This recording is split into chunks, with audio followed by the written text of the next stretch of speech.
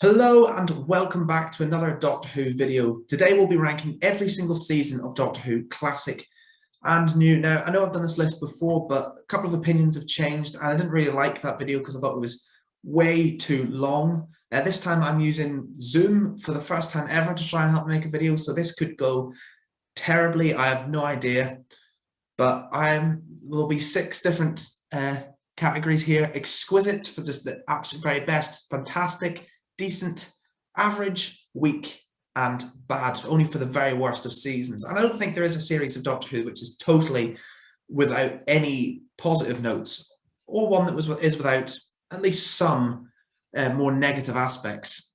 So trying not to keep this too long. I will be ranking them within the tiers as well, so I'll explain that as I go along. But we'll have to kick off in chronological order with season 1, which I think I'll put in average. Now, the thing about season 1 is there is only one truly exceptional story to my money, which is the Aztecs, which I think is absolutely phenomenal, an amazing, amazing piece of Doctor Who. The rest of it, though, most of it's just very average. There's a lot of pacing problems. The team don't feel quite there yet. Susan's often a severely weak link in that team, and Hartnell doesn't feel anywhere near as good as he later became as the Doctor. He's a little bit too grouchy and crotchety at this point. But there are some okay stories. Unearthed Child, the Daleks, I find extremely overrated. I think the Edge of Destruction is decent. There's no bad stories, but there's just a lack of real standout moments for me. It's got a lot of problems, but I do enjoy season 1 for the most part. Season 2 solves every problem season 1 had. Season 2 is an absolute joy. It's the box set that I really want the Blu-ray box set to come out from, because it's gorgeous. The sheer amount of hilarious stories in this season. It has the Web Planet, which is awful. There's no getting around that. But everything else, even the Space Museum, I'm prepared to stand up for. I think Planet of the Giants is really fun. The Rescue is a great little 2-parter. I think The Romans is the best William Hartnell story. It's a fantastic story, mixing the comedy and the darkness absolutely perfectly. I love The Chase. I love The Time Meddler. And Dalek Invasion of Earth is this massive epic. I feel like they sorted the team dynamic out. Ian and Barbara are at their best. The Doctor's at his best when they embrace Hartnell's comedy side. Vicky is a much stronger iteration of Susan. I just feel like they got everything absolutely nailed. The tone, the style, everything. Other than the Web Planet, which is a massive mistake on the history of the show. Everything else, I feel like they totally nailed. This is just a bundle of joy as a season for me. Season 3 goes an average, I think, below season 1. It has more standouts than season 1. Dalek Master Planet is immense. I love the War Machines. I really enjoy Missions of the Unknown and the Ark, but there's also some serious lows, much lower than season 1 ever had. I think Galaxy 4 is a bit rubbish. The Mythmakers no, I don't think they ever got historicals particularly right after the Romans. This just felt like they attempt to do the Romans, but it just totally failed in my eyes. And then the Celestial Toymaker, which I think is one of the worst stories in classic Who. It's very, very dull. There's the gunfight. It doesn't help that a large portion of this series is missing. It also doesn't help that we don't have the same TARDIS team for more than about 3 stories at a time. We're chopping and changing all the time. There's no consistency. There's no feel. Even the tone of the show is all over the place. It's dark, it's moody, and then it's comedic and it's silly, and then it's a pantomime, and then it's a dark opera. It doesn't really know what it wants to be. There's about 3 different showrunners running one season. There's about 5 different variations of a TARDIS team. None of them feel fleshed out. There's good stories in there, and the War Machines right at the end feels like the beginning of a great new chapter in Hartnell's adventure, which we unfortunately never got to see because of his deteriorating health. But I don't know, it doesn't help that so many are missing, because it takes a special kind of story to really keep your interest if there's no visuals there.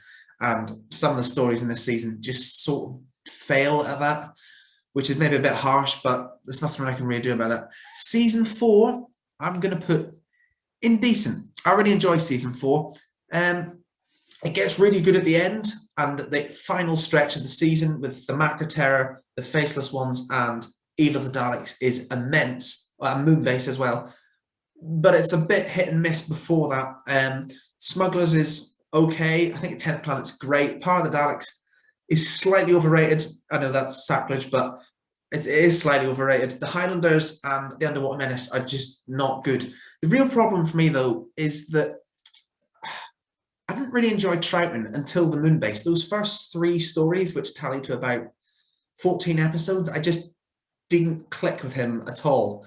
And I feel like Ben gets totally underused as soon as Jamie comes along. So this season has its difficulties, but when it finds its feet in the last stretch of the season from Moonbase onwards, I think you're into the most consistently written run of episodes in the entire classic season, which runs into the nigh on immaculate season 5. Season 5 is the best season of the 60s. I'm going to put that above season 2. Just an absolute joy of a season. It's very formulaic, very by the numbers, and yet never just feels like we're just going through the motions. The Ice Warriors is a bit of an average story, but in general, I think The Abominable Snowman is one of the best of the recreations. Tomb of the Cybermen is a gem. Everyone knows that. The Enemy of the World, brilliant story. The Web of Fear is my absolute favourite classic Who story. There's just a lot going on here, and I really enjoy Fury from the Deep. Victoria is a great companion. I think it's totally overlooked. Troutman and Jamie are at their best. The only thing keeping this out of the exquisite column is the Wheel in Space, an unfortunate blip at the end of an otherwise fantastic season in my book. Season 6 is coming after the best season of the 60s, the worst season of the 60s. I think week maybe, there's 7 stories in this season. Week may be harsh because it also has the best TARDIS team this season of any of the 60s seasons. I think Troutman, Jamie and Zoe are amazing together. They really work fantastically, and they're one of the best balanced TARDIS teams of all. But the 7 stories, and I only particularly love 3 of them. Those 3 are masterpieces. They're The Mind Robber, The Invasion, and The War Games. They all 3 of them are incredible, but the other 4 stories do nothing for me, really. The Dominators is okay. I'll forgive. Sacrilege as it is, I don't like The Seeds of Death. I think it's the worst Ice Warrior story. The Crotons is bad, and The Space Pirates is unwatchably dull. And I don't know, it just feels like the 60s ran out of steam here. It has 3 of the best Troutman stories going, 3 of the best ever stories going. But when it's bad, it's really bad. So I'm going to have to put it in weak, because I think the worst thing Doctor Who can be is boring. And at times this season really drags the line there into dull. That is followed by season 7, which is probably the best season of all time. This is incredible. I'm going to chuck it straight in the exquisite column. There's only 4 stories in the season. It's an entirely different tone from what we associate with Doctor Who. It's much more scientific. It's sort of Quatermass, James Bondy kind of thing, but it's just so good. Pertwee with the Brigadier and Liz Shaw. I can't even put my finger on it. This is where I started from Classic Who. I actually started at Spearhead from Space, which I recommend as a great jumping on point. It's an amazing story. The Silurians is a bit slow, but ultimately very rewarding. I think The Ambassadors of Death is very underrated, and Inferno is the best Pertwee story, one of the greatest stories of all time. The sheer atmosphere and sense of terror. I know it's not everyone's cup of tea as a season. It's maybe a bit bleak and it doesn't really have a lot of fun, but the consistency of the whole thing, considering the constraints that they had on them at the time, they had to stretch a lot of stories out to 7 parts. Generally, they don't feel stretched. Inferno feels perfectly paced, and you don't even feel the 7-part run. Ambassadors fills it with lots of subplots, but it works. And you know that they had to deal with the Doctor being on Earth, and it's a totally different scenario, but it just so works. It's really a fantastic season. And season 8, I'm going to put in the fantastic box. I don't know, behind season 2, possibly. When I rewatched it, it wasn't quite as good as I remembered. It does. Claws of Axos and Colony in Space are not particular favourites of mine. And I think Terror of the Autons is slightly overrated. But seriously, this is the master season. And Roger Delgado is the best master. He is so incredible.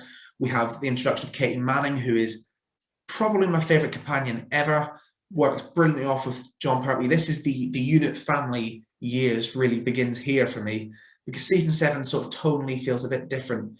But this with 3, Joe, the Master, the Brigadier, Benton and Yates, they just feel like such a, I don't know, just like a family dynamic almost, with Roger Delgado being the evil family member no one likes.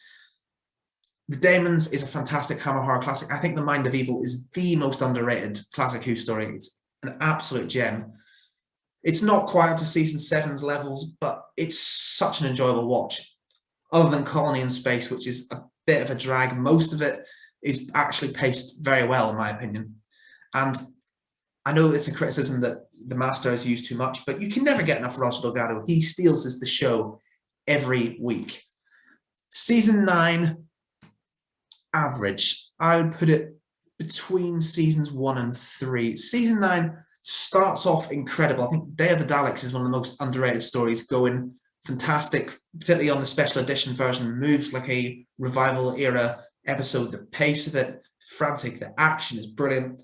I think The Curse of Peladon's fantastic, and The Sea Devils is an absolutely brilliant story. However, the mutants and the Time Monster totally drag this series down because they are the two of the 3 6-parters, and they really did not require the extra padding, because I would much rather have had a 6-part Day of the Daleks and a 4-part Mutants. I think that would have worked so much better. The Mutants just drags his feet and is just a weird, very weird story. I can't really get my head around. It's so dull for like 4 parts, and then in the 5th part, it just turns into like a crazy space angel. And what? The Time Monster is also just mental. It's fun, but it's rubbish.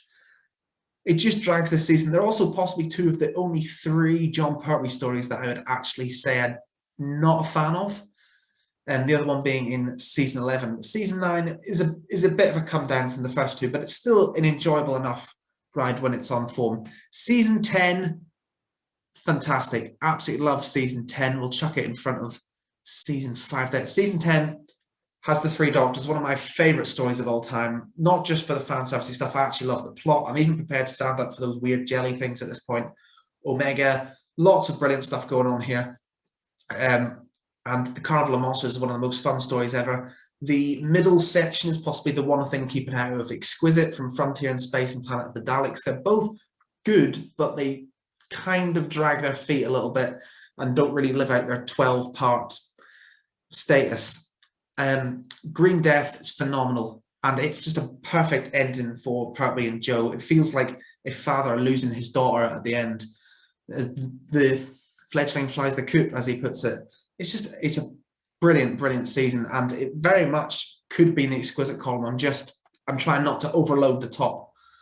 Season 11, I'll put in average, but above season 9, I think. Season 11 does have some really good points. I think Pertwee's possibly at his best. Sarah Jane's fantastic, and The Time Warrior is one of the absolute best stories of Classic Who.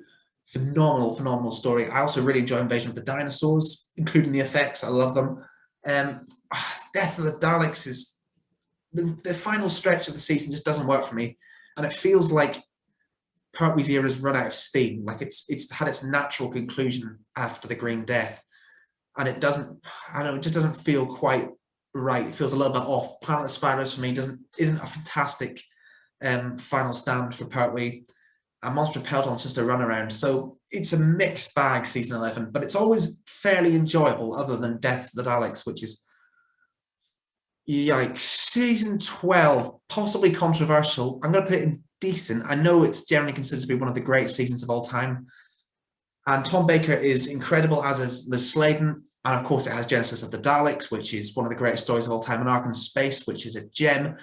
Sontaran Experiment is just sort of average to me, and Revenge of the Cybermen Robot are just there. I'm not particularly huge fans. So while the TARDIS team's brilliant and there's got some great stories, I don't think there's enough great stories to really justify putting it into the fantastic tier, which I'm pretty sure I did in my last video. However, the Hinchcliffe and Holmes era does seriously kick into incredible gear with season 13. It may have Android Invasion, which I don't like, and Planet of Evil, which is a bit slow, but there are 4 10 out of 10 stories in this season. Pyramids of Mars, Terror of the Zygons, Brain of Mobius, and The Seeds of Doom is phenomenal. Seriously, this is arguably the peak of Classic Who.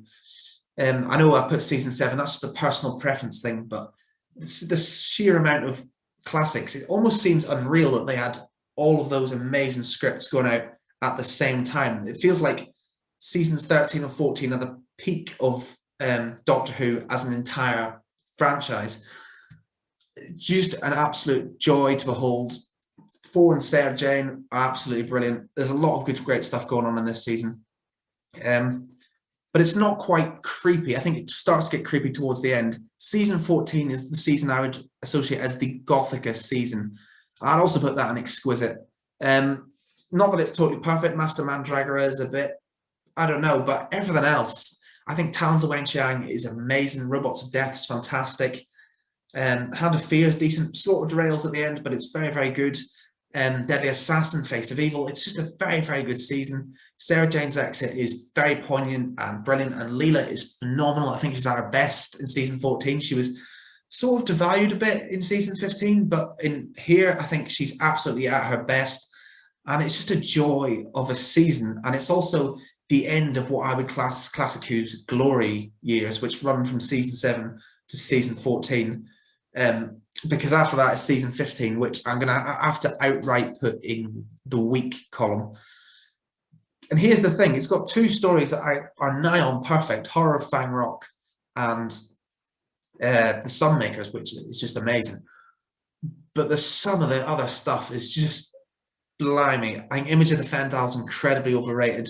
The Invisible Enemy is passable, but it's what is going on there. Underworld is infamous, and I think The Invasion of Time is Classic Who's worst ever story. 4 parts being kept in the dark while the Doctor argues with Sellotape, and then a 2-part Sontaran run around where the Sontarans are just an absolute joke of a villain and treated not seriously, just running around corridor after corridor. It was actively painful to watch, and it was only one of 3 Classic Who stories that I think I genuinely considered just switching it off halfway through, thinking this is horrific. And I was not sure what to make of that story, but for me this season is just the beginning of the Graham Williams era, and it has a lot of the problems that era goes on to have. The 2 stories are sort of the remnants of the Hinchcliffe and Holmes era, and the stories that fail are the stories that are tried to be the comedic, funny stories, and it just doesn't work in my eyes. It just doesn't. Season 16 is average. In fact, season 16 is the epitome of average. There is not a single story in this season that I think is bad. There is also not a single story in this season I think is very good. Androids of Tara is enjoyable, and Stones of Blood is good for the first 2 parts and then just sort of derails. But there isn't anything really to say about this season, which is a shame, because Mary Tam is fantastic as Romana. But I'll probably never go back and watch that many stories from this season again, because there isn't really anything that I really think I would love to go back and see that again. A lot of it, Ribos Operation, Kroll, Armageddon Factor, is just sort of there, and we get stories and it happens. Also, the Key to Time arc, whilst a cool idea and a good way of matching the whole season in, goes nowhere, because the Doctor puts all the pieces together and then just refuses to give them to anyone, and that's it. So it just feels like a missed opportunity, because they really could have gone somewhere with that, but it just falls into trope bingo on occasions, to be honest. Season 17 generally gets slagged as the weakest Tom Baker season. For me, it was a serious upgrade on the last 2. It's my favourite Graham Williams era season, and it includes the greatest Classic Who story of all time, City of Death, which is a joy. I'm including Shada in this. I think Shada is brilliant. I also really like Nightmare of Eden. I know it makes me about what the only person who does, but I really do love it. The Creature from the Pit is not good. And even Horns of Nymon and Destiny of Daleks, I can sort of pass. They're not good by any measure, but I can sort of pass. And I think the thing that gives this season a pass, despite being very silly on occasions, is Tom Baker and Lalla Ward. For me, they are the best Doctor Companion pairing ever. Their chemistry is incredible. And when this season scores with City of Death and Shada, they are masterpieces. And that felt really lacking at the time, because season 16 was all so dull to me that when those stories came along, they just blew my head off, and I absolutely love them for that. Douglas Adams also brings this real wit to all the scripts that he was script editor of that season, and he really improves things. Season 18, the beginning of the JNT era, years. Yeah, average column, probably put it there.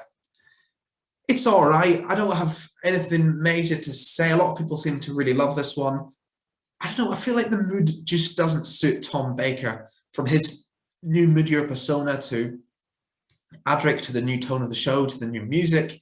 It's the biggest change in all of Classic Who, and it felt slightly jarring. Some of the stories are great. I think State of Decay is amazing. Probably the last great Tom Baker story.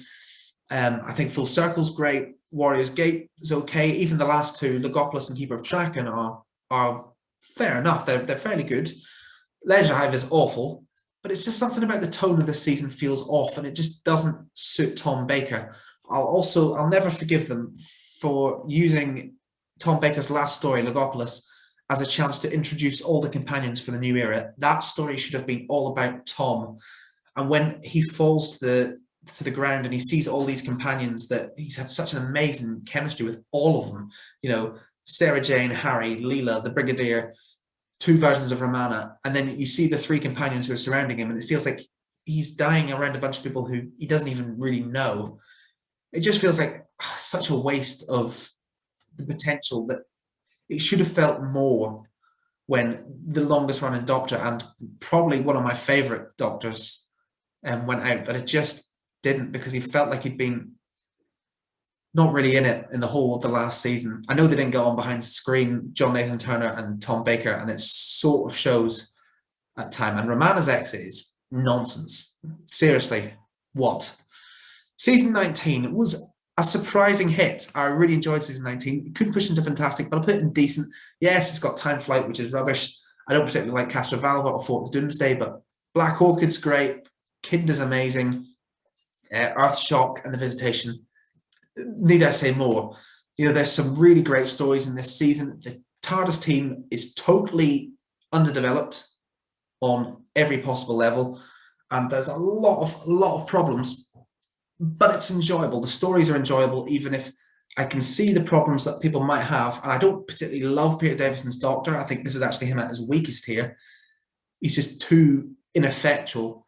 There's enough good stories to keep me engaged. And Earthshock shows that the show actually has some guts, killing off a companion, even if everyone just totally forgets about that in Time Flight. Season 20, I put as average. I recently saw a YouTube video talking about this as the worst Doctor Who season, which I've just got to say, totally disagree with. It's got some great stories. The Snake Dance is fantastic. I think the Black Guardian trilogy, Terminus aside, is great. I think Modern and Dead's fantastic. And Enlightenment. I'm not counting the Five Doctors. I don't think it would make much difference if I did, but that my only real problems are the King's Demons and Arc of Infinity. For me, it's a season of stories that I either love or just totally rubbish. Nista's exit, I don't know. Turlo's okay. It's just a very sort of there season for me. Actually, I don't know if it should be that high. Season 20 behind season 11, maybe? Seems fair. But it also shows that the wheels are starting to come off for JNT's era, which would continue to come to a head, because this video is going to get very negative for the next couple of minutes. Season 21 is weak. Caves of Androzani is immense. It's incredible. One of the greatest stories of all time. I like Resurrection of the Daleks. And I think Warriors of the Deep's a bit underrated. But Frontios, Planet of Fire, The Twin Dilemma, I mean, is so many poor stories in this season. And whilst I love the bleak tone of those stories that I mentioned in a positive way, sometimes it just, I don't know, it just doesn't quite work. And the biggest crime of this season that possibly pushes it from average to weak is not finishing on Caves of Androzani and having the Twin Dilemma as the final story instead. That's unforgivable, because they could have ended on such a high, and instead they went out on one of the lowest lows of the entire series. And I don't want to get all slagging off Colin Baker, but season 22, I know it has a lot of defenders. I am not a fan. It's going into bad. I feel bad because I really like Colin Baker in this season, but he has no chemistry with Perry, and the writing is all over the place. I think The Two Doctors is absolutely one of the worst stories ever. I had to sit down and just work out some anger after that, because I was so annoyed that they brought back Patrick Troughton to do that with him. Time Lash is infamous. I think that some of the stories that people talk about in a positive light, like Revelation of the Daleks and Attack of the Cybermen, are overrated, not that great. Veg on Varys is very good, but there's two main problems, I think, really. The tone is all over the place. It's the darkest the show has ever been, with blood and gore, sometimes unnecessarily, but it's also so silly. You know, Attack of the Cybermen has the guy getting his hands crushed, and it's really dark. And in the same story, it has these weird fairy people. It just can't work out what tone it wants to be. Are you a show for children, or are you a show for adults? It doesn't seem to really know. And also the pacing is all over the place, because they went to 2 45-minute episodes, which is, in theory, something that should work, but they never adapted it. So for huge swathes of the episodes, episode 1 would just be the Doctor and Perry not even in the plot. And Revelation of the Daleks, they don't arrive in the actual plot till the cliffhanger of part 1, 45 minutes into the story. And if it's a 6-parter, the Doctor and the companion not turning up for the first part means that, okay, they only turn up in the last 5 minutes of the first episode, that's okay. But in a 45-minute episode, it just drags. There's a lot of stuff. I'm not even going to go into a full dissection of this season, but it seriously has its faults. Season 23, I think, is actually average. It's good. I do quite like season 23 at points. Like, Mind Warp is not good, and apart from Perry's fate, and The Ultimate Foe is my favourite Colin Baker story of them all, apart from what they undo about Perry's exit. Most of it's just sort of average, though. But after season 22, it does feel like a good step in the right direction, which they then went back on when they got rid of Colin Baker's Doctor, because he's much better here. He's actually at his very best here. I think he works better with Bonnie Langford as Mel. The only real problem here is this season makes no sense. Absolutely none. Don't know what he's on trial for. Not sure what the Valeyard's plan is, and it just goes a little bit bonkers. But you see those first 10 minutes in The Ultimate Foe, the best television of Doctor Who of the 80s. Those 10 minutes with all those revelations and those court scenes and the Master turn up in the Matrix, incredible. Some of the other stuff, like Brian Blessed, and it's a step in the right direction, but season 24 is bad. And I love McCoy. He's one of my absolute favourites, but he's totally not done justice here. He's good, but he's a very different Doctor to the one who I absolutely love. Mel also seems to be devalued to just total screamer. And the tone of this season is just trying to be so light and hearted and fun and comedic, but I actually found Paradise Towers slightly painful to watch. Time in the Rani was not good. And like Dragonfire, Delta and the Bannerman is the one saving grace, which I know that sounds weird, but it's rubbish, and I can appreciate that it's rubbish, but it's also one of the most fun stories ever, and it just has a thing of its own going on, so I can really appreciate Delta and the Bannerman for that. But season 24 is not good. Season 25, it's amazing what new writers and a phenomenal new companion can do to your show, because season 25 is magnificent. It is beautiful. Remembrance of the Daleks is my favorite Dalek story ever. They get McCoy's Doctor just so right. There's the political stories like Happiness Patrol. Silver Nemesis is the weak point. I also love The Great Show in the Galaxy. Ace just feels like such a return to form, and Seven and Ace were the first Doctor companion duo who I actually felt a connection with, and I felt like there was a connection between them since Four and Romana back in season 17. So it's been a long time coming.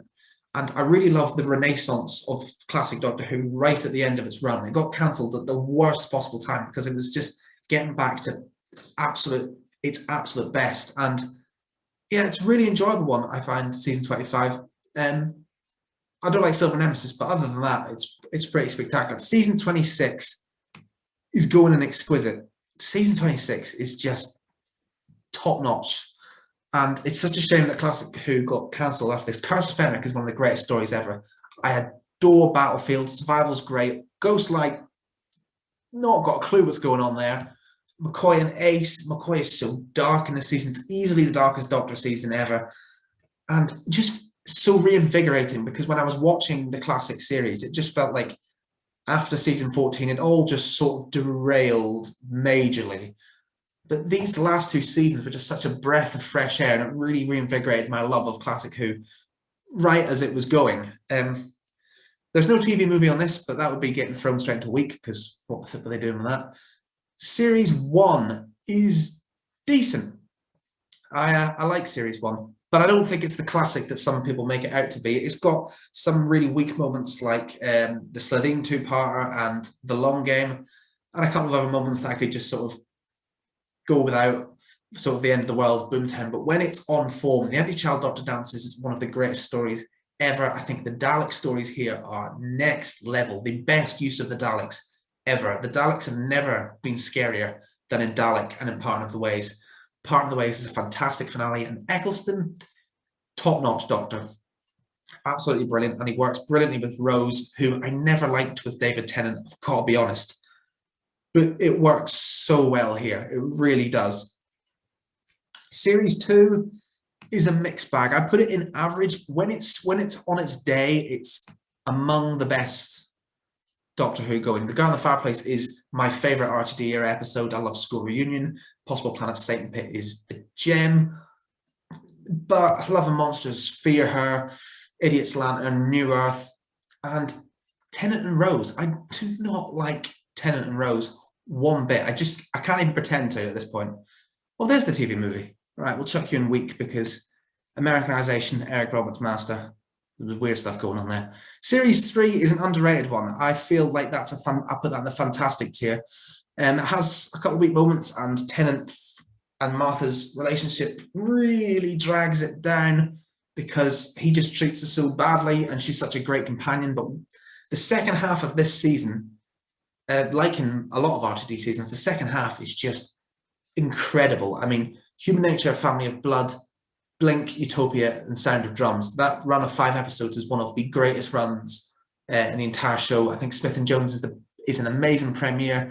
There's a lot of great stuff going on here. I really enjoy Series 3. And then Series 4 is the one that I would put in the exquisite column, probably behind Season 13. Series 4 is immense. It's everything that I think a lot of people who are more RTD fans than me, RTD era fans, would put all of them at the top. But for me, there's a lot of issues in the RTD era, but I don't have any issues with Series 4. It's just sublime. Tennant and Donna finally saw out my issues with Tennant's companion-doctor relationships, which are always too romantic, always too soppy and emotional. Just get back to basics, having fun. The storylines are all brilliant. There's a couple of weaker moments, but they're not bad. They're just weaker. And the final running of the series with Silence in the Library, Forest of the Dead, Midnight, Turn Left, and then the epic Stolen Earth and Journey's End finale. It's perfect. And it's the perfect way for that era to go out. Obviously, it went out in the specials, but it almost feels like the show was wrapped up. Series 4 would be the one that I would recommend to Doctor Who fans. If they had never seen a series of the show before, there's a good chance the episode I would recommend them to watch would be from Series 4. It's not my favourite New Who series, however, because Series 5 is perfect. It's the best series of the entire Doctor Who, even better than Season 7. I've done a video on my Series 5 is the most perfect series ever, so I'm not going to go into major detail, but every story is great. So many classics: 11th Hour, Time of Angels, Flesh and Stone, Pandora Opens, Big Bang, Vincent the Doctor. Amy's amazing, Eleven's amazing, Rory's amazing, character arcs, story arcs, everything is perfect. Watch the video. It's long, but yeah. Series 6, I also really enjoy, even though no one else really does. Well, it seems to be a bit of a Marmite one within, I don't know whether above season 25 or not. We'll chuck it there. I really enjoy Series 6. I think it's incredibly underrated. And I know a lot of people have an issue with the arc or the finale, but I don't have any issues with any of those things. But even if you do, I just implore you, just take a look at the quality of the episodes in this series. Impossible Astronaut, Day of the Moon is an incredible opener. The Doctor's Wife is amazing. Goodman Goes to War, even if you don't like Wilderness River Song, the whole episode is epic. God Complex, Girl Who Waited, so many great stories in this season. And series, sorry. Well, they're calling it season on here. It's just brilliant. And I think it deserves a reevaluation by the fandom at large. If there is one Matt Smith series where the wheels come off a little bit, it's Series 7, which is easily the weakest of the Moffat era. There's Series 7A is actually okay. I don't mind it too much. It's got some nice, fun stories, but Series 7B, yeah, Clara's not fully formed. 11 is at his weakest. I loved him, but he's becomes a bit hands everywhere, a bit flanderized. It has its good points. I think Cold War's fantastic. I love Asylum of the Daleks. I love Angels Take Manhattan, and I love the finale. But if I'm discounting the Day of the Doctor stuff, I can't see it going any higher than average, because there are some big issues, and it has some of the worst episodes of All New Who. Journey to the Centre of the TARDIS, Nightmare and Silver are just awful. There's no other word for them. Series 8 is the most, well, I keep making these definite statements, but I'm going to say it right now. Series 8 is the most underrated series of all Doctor Who. I think it's fantastic. I would generally put it in the fantastic tier, possibly just above season 25 there. It deserves so much more love than it gets. It's genuinely amazing. Yes, Kill the Moon is rubbish, and Into the Forest of the Night is a bit dull. Everything else is great. I really don't care. I think the arc is perfect in its simplicity. I think 12 is arguably at its best. I love the Doctor Companion dynamic. I love that they push each other and that they are infuriated by each other, and that Clara has a very natural struggle with her best friend just becoming a totally different person, which is something we've never really seen explored before. I think it's dark, and it has some amazing episodes. I love Listen. I love Robot of Sherwood, which is one of the most joyous bursts of fun the show has ever had. Flatline, Mummy and the Orient Express, and the finale is immense. Missy's brilliant. Peter Capaldi's brilliant. Jenna Coleman is amazing. Watch it again. It deserves the reevaluation. Series 9 is Marmite territory, but for me, it's an exquisite. And I know it has its issues, and I can appreciate the issues, but I just can't overlook them because Heaven Sent is in there. And I really love Hellbent as well as the finale. I think Face the Raven is brilliant. I love that opening two-parter with Davros. I love the two-parter Under the Lake Before the Flood. Just feels so back to basics, classic Who-ish, Base Under Siege story. I enjoy Shielder stuff. Yes, Sleep No More is rubbish. Yes, The Woman Who Lived is not a good episode. Yes, there are other individual problems with this series. It's not perfect, but I really love it. I can't help it. I just do. And Heaven Sent is, I know, another definite statement here, the greatest episode of Doctor Who, of all television. I can just watch it again and again and again. It's art. It's television as art. It's gorgeous. Series 10, which is generally considered to be the best series of Capaldi, is, in my opinion, the weakest. It's still decent, though. I really enjoy his dynamic with Bill and with Nardole, but there's just a real lack of classics. I mean, Extremis League is very good, and Oxygen is very good, and of course, The World Enough in Time and The Doctor Falls is the best finale in all modern Who. But the rest of the series just sort of happens to me, and Light of the Land is a crime of a script. So it has its issues, but I still really enjoy Series 10, but it's probably the one I've rewatched the least because there's less memorable about it, apart from the finale.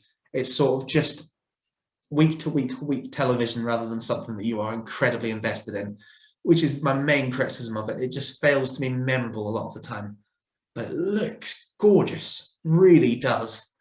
Oh no, I have to end the video on a negative note. Series 11 is the worst series of Doctor Who. Demons of the Punjab's great. I think there's a couple of decent episodes. Rosa, It Takes You Away.